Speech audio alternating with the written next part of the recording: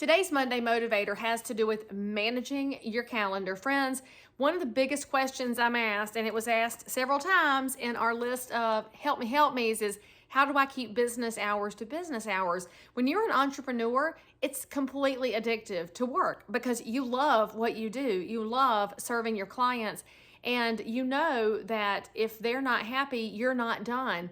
Well, you got out of the corporate world because you were tired of working 9 to 5 under somebody else's time clock, but here you are working 9 to 9, and I mean 9 a.m. to 9 a.m., and you have completely lost the ability to turn it off.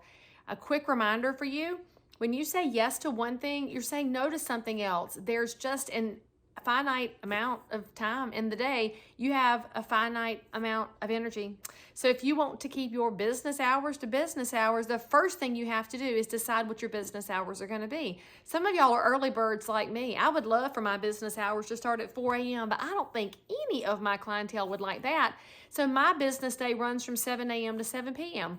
You might be a night owl that says, Leigh Brown, I only see 4 a.m. from the other side of the clock. Exactly. So your day might run from 9 a.m. to 9 p.m.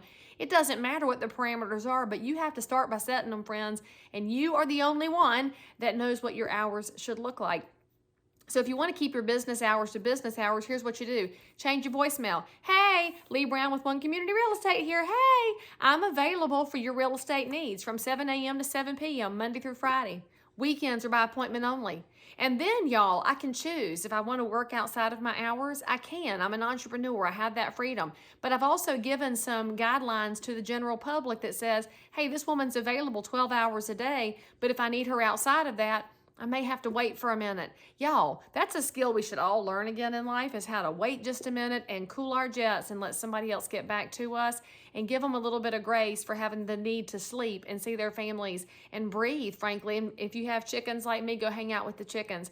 That's the first step in keeping your business hours to business hours. The second thing I'll tell you is don't apologize for taking care of yourself and your family and your children and the things that matter in your life.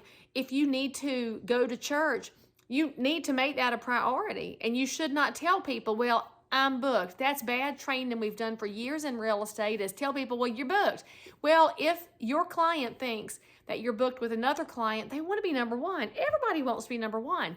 But if you tell people, I'm unavailable on Sundays, because that's when I go to church. That's when I spend time with my mom and dad. That's when I hang out with the kids. That's when we might go outside and work in the garden. They will understand that those things matter too. And frankly, really good clients would never want to upend your life and your goodness. The people who do want you to give up everything might not be your best clients. That's a whole different motivator for a different day. So your assignment today, decide what your guardrails are, let the public know, and then the exceptions come from you, not from everybody else. I'll see you next time.